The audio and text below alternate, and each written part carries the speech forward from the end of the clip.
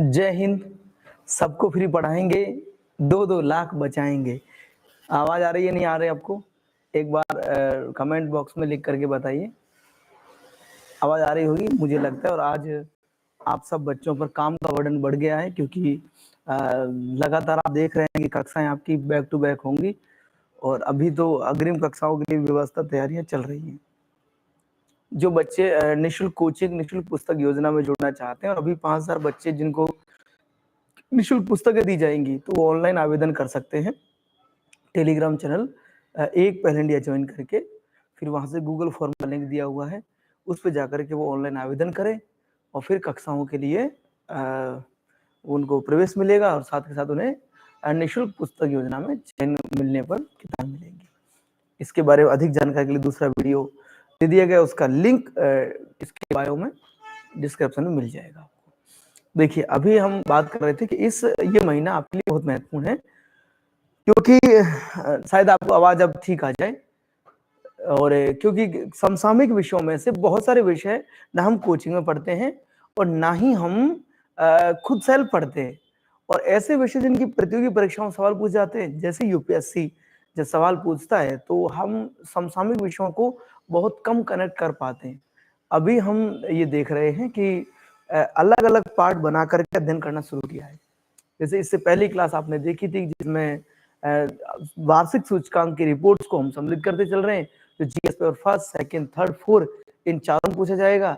और इसके बाद दूसरा जो है वो अभी इसमें हम सरकार की योजनाओं का अध्ययन करेंगे, जिनमें अभी हाल ही में बजट पास किया। और इस बजट को जब 2024-25 बजट को हम पढ़ते हैं, तो देखते हैं कि हमारी जो वित्त मंत्री है, उन्होंने इस बजट में एक नई बात कही कि माननीय प्रधानमंत्री एक ऐसा ख्वाब देखते हैं जिसमें 2047 तक हम भारत को विकसित बनाना चाहते हैं। पहली बात तो ये समझे कि 2047 क्यों कहा गया है। देखो, मेरे स्क्रीन पर पीछे दिखाई दे रहा है, ये माननीय हमारे प्रधानमंत्री जी हैं, नरेंद्र मोदी जी, और इन्होंने ये बात कही है कि हम 2047 तक भारत को विकसित बनाना चाहते हैं। पहली बात, विकसित भारत 2047 क्यों कहा, मतलब 2030 क्यों नहीं कहा, 2035 क्यों नहीं कहा, 2045 क्यों नहीं कहा? इसके पीछे की एक थ्योरी है कि भारत को आजाद हुए उसमें 100 वर्ष हो जाएंगे, और 100 वर्षों में हम भारत को विकसित नहीं बना पाए, तो हमारा एक लक्ष्य का भी टाइम में हम 100 वर्षों में भारत को विकसित राष्ट्र बनाने में कामयाब हासिल करेंगे। उसके अंतर्गत क्या क्या लक्ष्य रखे गए हैं, किन किन चीजों को सम्मिलित किया गया है, कौन कौन सी योजनाएं चालू की जाएंगी जिससे भारत विकसित बनेगा। आप अपने डायरी, पेन और लेकर साथ बैठो, क्योंकि नेसेसरी कर दिया गया है कि आपके नोट्स रोज ऑफलाइन कक्षाओं में चेक होंगे, उसके बाद आपको ऑफलाइन कक्षाओं में प्रवेश मिलेगा। तो ये सेकंड डायरी है जिसमें आपको होमवर्क शुरू करना है, अपना नोट्स बनाना शुरू करना है। कैसे बनाने हैं, देखो मैंने वही तरीका आपको बार बार लिख के दिखा रहा हूँ कि यहाँ हमने 2024 में प्रस्तावित सरकारी योजना, जिसमें हमने ये देखा है कि कोई एड इसमें आ गया था आपके,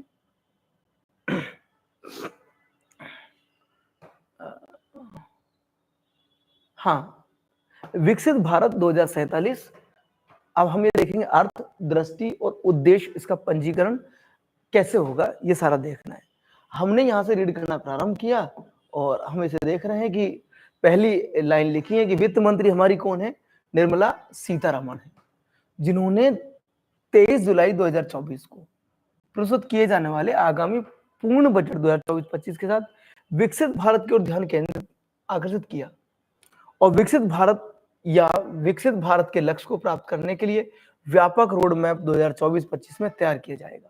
उन्होंने ये बात कही है, जो अंडरलाइन कहा है, इसमें से केवल देखने वाली बात क्या है, मंत्री सीतारमण, और जिन्होंने 2024-25 में भारत विकसित कैसे बनेगा उसका रोड मैप तैयार करके दिया जाएगा। इस अंतरिम बजट 2024 में वित्त मंत्री सीतारमण, निर्मला जो सीतारमण है, 2047 तक विकसित भारत के लिए प्रधानमंत्री नरेंद्र मोदी के विजन को बताया। देखो, यहाँ एक बात है कि भारत को कैसा भारत होना चाहिए। अब तक हम पढ़ते आ रहे हैं कि गांधी जी के सपनों का भारत, नेहरू जी के सपनों का भारत, डॉक्टर अम्बेडकर के सपनों का भारत। हम इसे ये कह सकते हैं कि ये जो विजन है वो मोदी जी के सपनों का भारत है।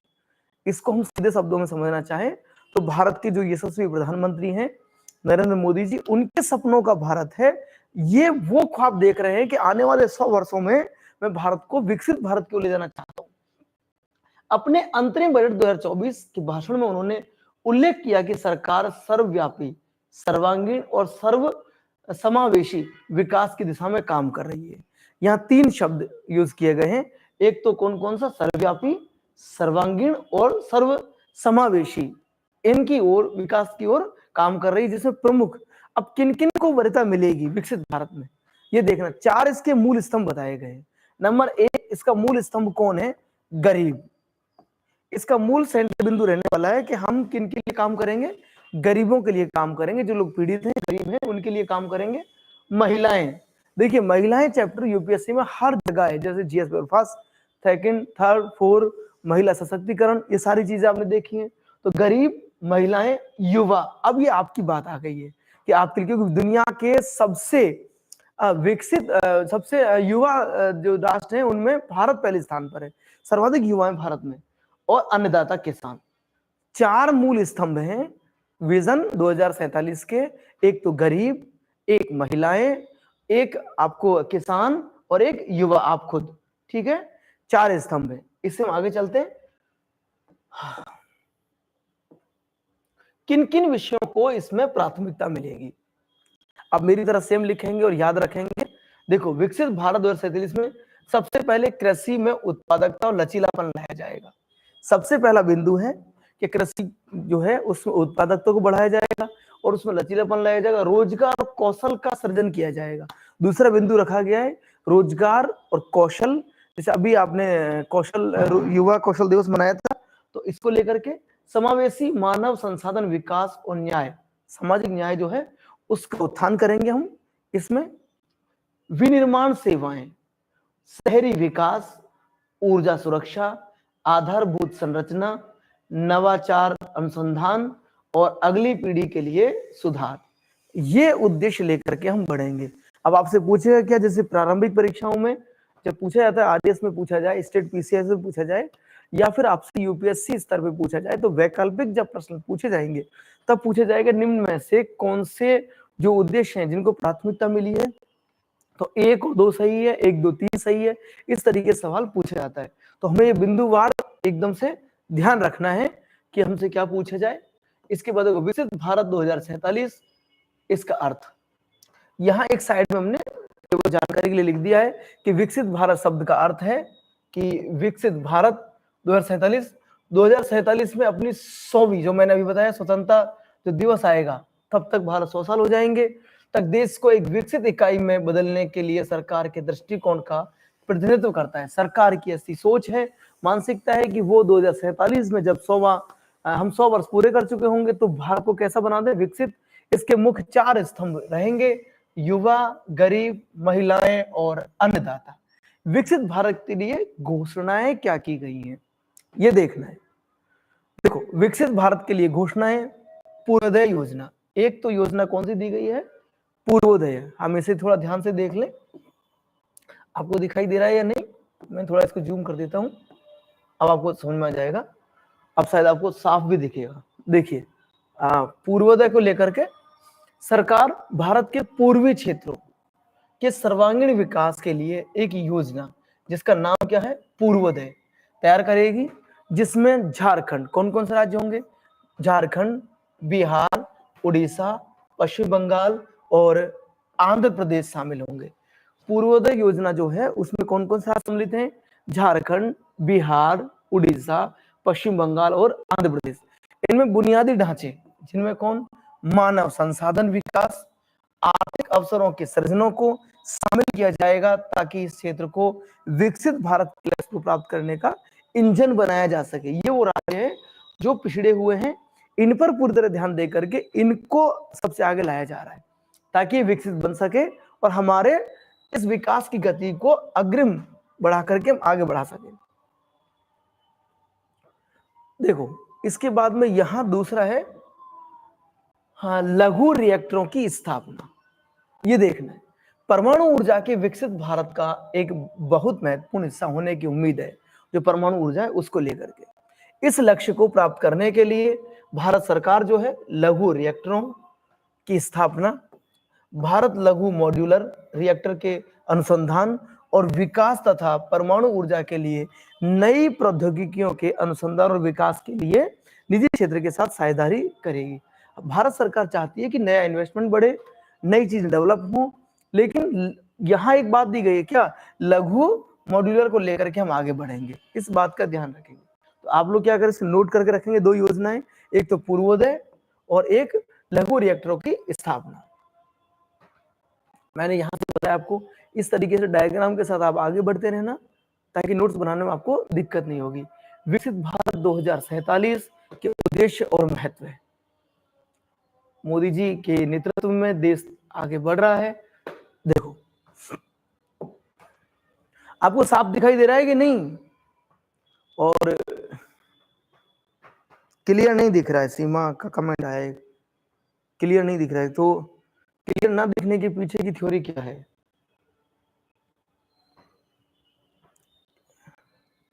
एक बार स्क्रीन पर टच करना, एक बार उंगली लगाओ, एक बार मैं इससे नहीं, ज्यादा बार मत टच करो।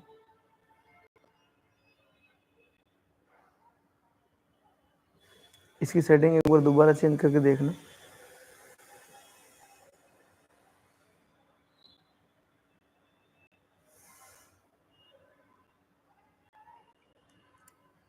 अमन छिपा कौन है क्लास में? अमन छिपा, अमन छिपा का एक शब्द है, उसका स्क्रीनशॉट ले लेना। अरे यार ये क्लास ऑफलाइन होनी चाहिए थी।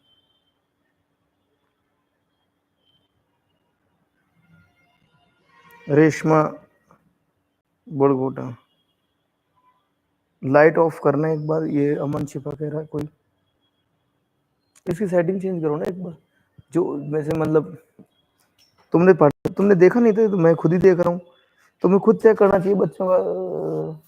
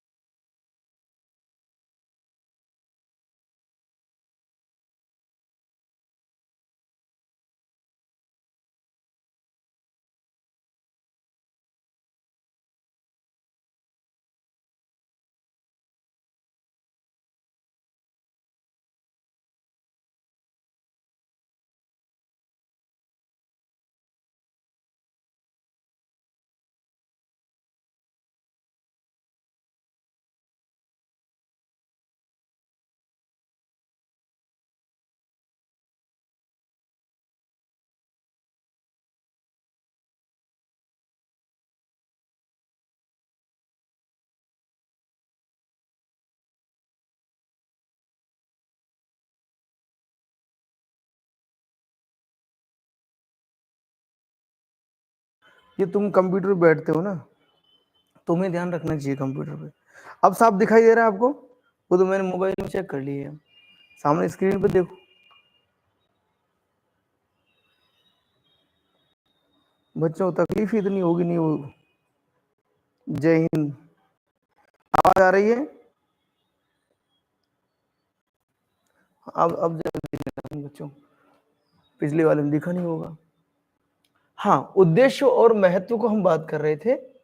देखो क्या क्या उद्देश्य हो सकते हैं, मैं यहाँ रीड करके बता रहा हूँ क्योंकि टॉपिक में उद्देश्य क्या क्या है। नंबर 1, विकसित भारत विजन आधुनिक बुनियादी ढांचे और प्रकृति के साथ सामंजस्य स्थापित करते हुए एक समृद्ध भारत का निर्माण करना। ये आप सबने देख लिया कि हम विकसित बनाएंगे तो समृद्ध भारत हो, तथा सभी क्षेत्रों के नागरिकों को अपनी क्षमताओं तक पहुंचने के अवसर प्रदान करना। इसका मतलब यहाँ हम कोई भी व्यक्ति जो उसके अंदर अपनी अपनी क्षमता है, किसी भी क्षेत्र में वो जाना चाहता है, उस क्षेत्र में उसको ऐसे अवसर उपलब्ध करवाएं कि वो आगे बढ़े। अगर हर एक नागरिक का विकास होगा तभी भारत का विकास होगा। ठीक है, इसके बाद वित्त मंत्री ने अपने बजट 2024 भाषण में कहा कि विकसित भारत के विजन को साकार करने के लिए राज्यों में विकास और समृद्धि सक्षम सुधारों की आवश्यकता है। इस प्रकार राज्य सरकारों को बुनियादी ढांचे के विकास के लिए उनके संसाधनों आवंटन का समर्थन करने के लिए दीर्घकालिक ब्याज मुक्त ऋण के रूप में 1.5 लाख करोड़ रुपए का प्रावधान प्रस्तावित है। यहां विकसित भारत बनाने के लिए अगर कोई व्यक्ति कोई नया रचनात्मक कार्य करेगा, नया रोजगार सृजित करेगा, तो उसके लिए ब्याज जो है वो कम कीमत पर मिले और लंबे समय तक मिले, कि उसको ब्याज चुकाने की अवधि कैसी हो, कम हो। इस बात का उल्लेख उसने अपने भाषण में कहा कि ये हमें कहां से मिले, एमएसएमई जो आपने सुना होगा, एमएसएमई जो लोन हम लेते हैं बढ़ने और प्रतिस्पर्धा में मदद करना भी विकसित भारत रोडमैप का एक हिस्सा होगा। तो राज्यों को यह निर्देशित किया गया है कि वो कम कीमत पर लोन दें, दूसरा लंबे समय के लिए दें। 11 दिसंबर 2023 को प्रधानमंत्री ने वीडियो कॉन्फ्रेंस के जरिए विकसित भारत 2047 युवाओं की आवाज लॉन्च किया था। ये प्रधानमंत्री नरेंद्र मोदी जी का एक कार्यक्रम था जिसका पोस्टर आपने देखा होगा यूट्यूब पर भी। लॉन्च के मौके पर उन्होंने व्यक्ति के व्यक्तित्व विकास के शैक्षणिक संस्थाओं की भूमिकाओं पर प्रकाश डाला। उन्होंने कहा कि कोई भी राष्ट्र तभी विकसित होता है जब उसके लोगों का विकास होता है। अगर प्रत्येक नागरिक का विकास हुआ है तभी विकसित राष्ट्र बन सकता है। मतलब इसमें तुम सब जो जो योगदान दोगे, आप सब बच्चे पढ़ाई करके, कोई जॉब करके या नई कंपनियां डेवलप करके, तो ही भारत क्या होगा, विकसित राष्ट्र बन पाएगा। उन्होंने विकसित भारत के साझा लक्ष्यों को हासिल करने के लिए हर विश्वविद्यालय के छात्रों और युवाओं की ऊर्जा को दिशा देने की जरूरत पर भी जोर दिया। मतलब एक बात साफ है कि जो मैं कह रहा हूं, प्रधानमंत्री मोदी जी ने ये कहा कि अगर युवाओं को सही दिशा दी गई, उनकी ऊर्जा को सही दिशा दी गई, तो यह देश सही दिशा में जाएगा और हम सच में ही विकसित राष्ट्र बना पाएंगे। विकसित भारत 2047 युवाओं की आवाज विकसित भारत के विजन को साकार करने के लिए, मैं इसे थोड़ा जूम कर देता हूं, शायद आप बच्चों को और आसानी होगी। अब बताइए, क्योंकि अभी पहली क्लास है तो आपको समझ में आएगा कि कहां तक। अब शायद आपको साफ दिख रहा हो इस पीपीटी में। युवाओं की आवाज को विकसित भारत के विजन को साकार करने के लिए शुरू किया गया है, जो भारत के भाग्य में दृढ़ विश्वास, अटूट समर्पण और लोगों के विशेष रूप से युवाओं की विशाल क्षमता और प्रतिभा की गहन मान्यता की मांग करता है। प्रधानमंत्री ने युवाओं को विकसित भारत 2047 के लिए युवाओं के विचार नामक युवा आंदोलन के माध्यम से परिवर्तनकारी एजेंडे में शामिल होने का निमंत्रण भी दिया है। देखिए, जब बजट पास होता है उससे पहले प्रधानमंत्री, जैसे अभी ये बात कर रहे हैं, हर राज्यों मुख्यमंत्री भी क्या करते हैं, बजट समीक्षा की मीटिंग रखते हैं, तो आप सबको उसमें आमंत्रित किया जाता है, आपके विचार आमंत्रित किए जाते हैं। तो राजस्थान सरकार में जैसे आपने देखा होगा कि स्टेट गवर्नमेंट भी क्या है, आपसे सलाह लेती है कि आप कोई सुझाव दें। तो विकसित भारत की ओर अगर आप भारत को देखना चाहते हैं तो प्रधानमंत्री ने आपसे कहा है कि आप खुद इसमें अपने विचारों को सम्मिलित करें कि हम नया क्या करें, नवाचार। उन्होंने सभी से अपनी सीमाओं से आगे बढ़कर विकसित भारत 2047 के विजन में अपने विचारों का योगदान देने का आग्रह किया है। प्रधानमंत्री ने इस अभियान से अधिकाधिक युवाओं को जोड़ने के लिए भारत के प्रत्येक विश्वविद्यालय और कॉलेज में विशेष अभियान चलाने का सुझाव दिया है। उन्होंने कहा कि भारत के प्रत्येक विश्वविद्यालय में, कॉलेज में युवाओं को इससे जोड़ने का, अपने विचार रखने का अवसर देना चाहिए ताकि और नए विचार आ सके। इसके बाद सरकार ने विकसित भारत से संबंधित आइडियाज पोर्टल की शुरुआत की है। इसके लिए आप विचार कहां दे सकते हैं, उसके लिए पोर्टल शुरू किया गया, आइडियाज पोर्टल, जिस पर जाकर हम इसकी अपनी जो विचार है वो दे सकें, ताकि 5 अलग अलग थीम पर सुझाव दिए जा सके। सरकार तीव्र जनसंख्या वृद्धि और जनसांख्यिकी परिवर्तनों से उत्पन्न चुनौतियों पर व्यापक रूप से विचार करने के लिए एक उच्च स्तरीय समिति गठन करेगी। यह समिति विकसित भारत के लक्ष्यों से संबंधित इन चुनौतियों से निपटने के लिए व्यापक सिफारिशें करेगी। एक तो यहाँ समझने वाली बात है कि हमारे लिए सबसे महत्वपूर्ण क्या है, आइडियाज पोर्टल, ठीक है, और युवाओं की आवाज, जहां से प्रश्न बन सकता है। 2 बातें हमें ध्यान रखनी है इसमें। एक डिजिटल भविष्य का उदय या तेजी से आगे बढ़ती डिजिटल प्रौद्योगिकी भौतिक दुनिया को नया आकार देगी। जीवन शैली डिजिटल को लेकर के आपसे पहले भी यूपीएससी ने इस कीवर्ड से सवाल पूछा है, ठीक है। डिजिटल प्रौद्योगिकी भौतिक दुनिया को नया आकार देगी, जीवन शैली को नया आकार देने वाले अभूतपूर्व नवाचार अंतरिक्ष महासागर और डेटा जैसे साझा संसाधनों के लिए वैश्विक प्रतिस्पर्धा का माहौल हम तैयार करेंगे। आर्थिक विकास, सतत विकास, लक्ष्य जीवन और व्यापार को आसान बनाने में सुधार, उन्नत बुनियादी ढांचे और सामाजिक कल्याण पहलों को बढ़ावा देने की परिकल्पना की गई है। आपने देखा कि इसके अंतर्गत हमने जो लक्ष्य रखे हैं उनमें सबसे ज्यादा भागीदारी प्रधानमंत्री ने दिया है कि युवाओं की होनी चाहिए। कहीं से थोड़ी मिस्टेक हो रही है इसमें।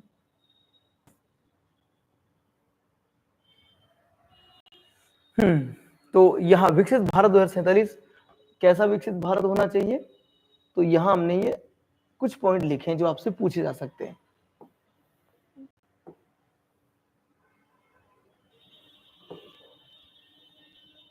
देखिए हेडिंग डाल के यहाँ लिखना है कैसा होगा 2047 में विकसित भारत। अच्छा, ये जो जीवन की वजह से ऐसा हो रहा है। विकसित भारत 2047 स्वतंत्रता के 100वें वर्ष यानी 2047 तक भारत को एक विकसित राष्ट्र के रूप में बदलने का एक विजन है। इस विजन में विकास के विभिन्न पहलुओं को शामिल किया जाएगा, जैसा कि आर्थिक विकास, पर्यावरणीय स्थिरता, सामाजिक प्रगति और सुशासन, ताकि 2047 तक भारत को एक विकसित राष्ट्र बनाया जा सके। यहाँ सभी बच्चों को एक बात ध्यान देने वाली है कि शब्दों को ध्यान रखना कि इसमें कौन कौन से लक्ष्य सम्मिलित हैं। एक तो आर्थिक विकास, पर्यावरणीय स्थिरता, सामाजिक प्रगति और सुशासन, ताकि 2047 तक भारत को विकसित बना सके। इन कीवर्ड से भी सवाल आपसे पूछा जाएगा। अब इसमें इसके बुलेट पॉइंट्स निकाल के यहां लिख दिए गए हैं कि आर्थिक विकास, हमने यहां लिखा, एक विकसित भारत की अर्थव्यवस्था लचीली और मजबूत होनी चाहिए जो अपने नागरिकों को अवसर और उच्च जीवन स्तर प्रदान कर सके। अर्थव्यवस्था को उद्यमिता, नवाचार और प्रतिस्पर्धात्मकता के आधार पर ही 21 सदी की चुनौतियों का सामना करना सक्षम होना चाहिए। पर्यावरण स्थिरता, इस पॉइंट का स्क्रीनशॉट ले लेना आप, ताकि आप लिखोगे तब आपको आसानी होगी। भारत में जैव विविधता और प्राकृतिक संसाधनों को संरक्षित करने के लिए एक विकसित भारत में स्वच्छ और हरित वातावरण होना चाहिए। भारत कैसा होना चाहिए? और पर्यावरण को पुनर्स्थापन, संरक्षण और लचीलेपन के आधार पर जलवायु परिवर्तनों के प्रभावों को कम करने में सक्षम होना चाहिए। देखिए कई बार टॉपिक्स मिलते हैं, जैसे पिछली बार पूछा गया कि 21 सदी के भारत के सपने कैसे होने चाहिए। 21वीं सदी के भारत के सपने अलग हैं, प्रधानमंत्री जी मोदी जी के सपने अलग हैं। उनके सपनों के हिसाब से ये भारत कैसा होना चाहिए या उन लक्ष्यों के आधार पर हम आगे बढ़ रहे हैं। सामाजिक प्रगति जो पॉइंट था वहां, एक विकसित भारत में एक समावेशी और सामंजस्यपूर्ण समाज होना चाहिए जो अपने सभी नागरिकों की गरिमा और कल्याण सुनिश्चित करे। समाज को न्याय, समानता और विविधता के आधारित भारत की सांस्कृतिक विरासत का जश्न मनाने और उसका सम्मान करने में सक्षम होना चाहिए। सुशासन, यह अगला अंतिम पॉइंट था। एक सुशासन प्रणाली वह है जहां विश्वसनीय डेटा एकत्र करने, सुधार के लिए क्षेत्रों का विश्लेषण करने और टीम वर्क, चिंतन, सहानुभूति और परामर्श के आधार पर देश को बेहतर बनाने के लिए तेजी से कार्य करने का प्रावधान होगा।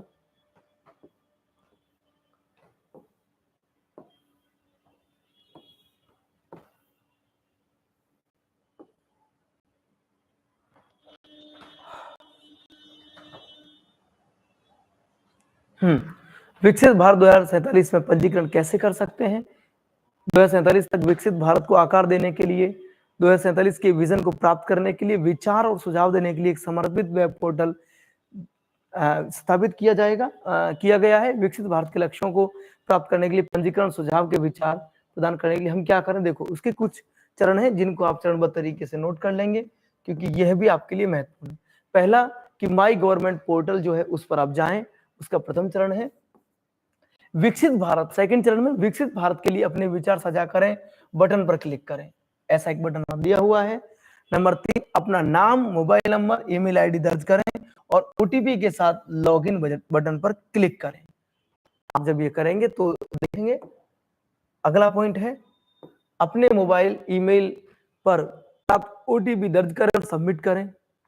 5वां, छात्र या गैर छात्र के रूप में भागीदारी का चयन करें। आप छात्र हैं तो ये बताएं उसमें, और अगर गैर छात्र हैं तो आप ये बताएं। आवश्यक विवरण जैसे शिक्षा, व्यवसाय, नाम, लिंग, आयु, मोबाइल नंबर, ईमेल पता दर्ज करें और पुष्टि करें, आगे बढ़ें और बटन पर क्लिक करें। ये आपसे पूछेगा जब आप अपना विचार साझा करना चाहेंगे।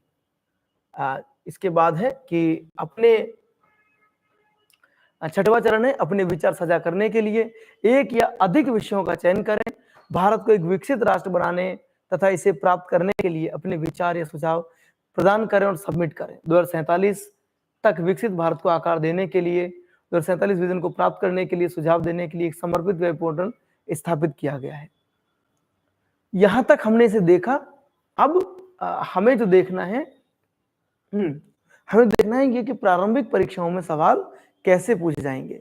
मैंने कहा पहले हम जो आज की कक्षाएं लगी हैं उन कक्षाओं को जब आंसर राइटिंग अपनी डायरी में कर रहे होंगे ध्यान से 1 या 2 बार रीड करें। इसके बाद एक कक्षा में मैं आपसे इससे जुड़े हुए प्रश्नों की चर्चा करूंगा।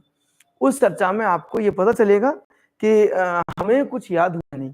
अगर आपको बात समझ में लाइव में नहीं आ रही है तो आप स्वतंत्र हैं ऑफलाइन कक्षाओं में पूछने के लिए। इसके लिए प्रॉब्लम कक्षाएं या प्रॉब्लम सॉल्यूशन क्लास हम ऑफलाइन कक्षाओं के दौरान रख सकते हैं ताकि आपको चीजें समझ में आ जाएं।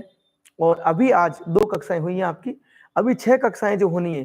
जैसे मान लीजिए कल 1 क्लास और बढ़ जाएगी, इसके बाद तीसरी हो जाएगी। आज 2 क्लास हुई है, तीसरी कक्षा बढ़ जाएगी, उसके बाद में चौथी कक्षा बढ़ेगी और 5 तारीख तक आपकी 6 कक्षाएं बढ़ जाएंगी और 6 डायरी में हम लोग नोट कर चलेंगे।